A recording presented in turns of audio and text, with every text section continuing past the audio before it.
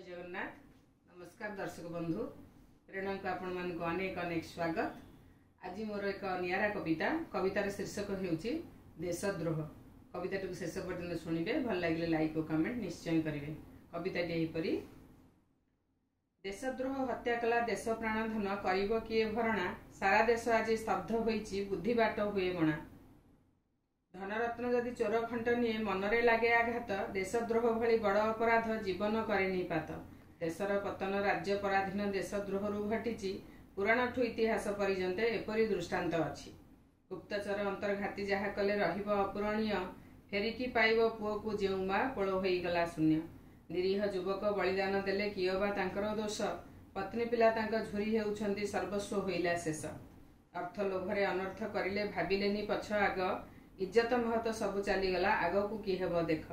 शत्रु हातरे सबु टेकी देले नईला मार मथा। लोभासक्त होई बिक्री करिदेले देशर गुमर कथा। शत्रु भाबुथिबे केते सस्ता सते विषकन्या देशर। टंका लोभरे इज्जत बिकंती धर्म को नथाए डर। नारी समाज को अपनिंदा देले नत होई जाए मथा।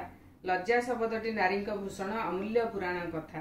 पापर प्राश्चित बहु कड़ा हेले भूल दोहरिब नाही। देशर सुरक्षा जातिर सुरक्षा कड़ाकड़ी हेब तही। सुसंस्कार देई पिला को गढ़िले हेबे नाही बाटबणा। मिथ्यावादी होई अपराध करी केबे न होइबे टणा। विश्वास महत्व पिलाए शिखिले विश्वास हारिबे नाही। विश्व नियंतांक आशीर्वाद लभी प्रतिष्ठित हेबे सेही।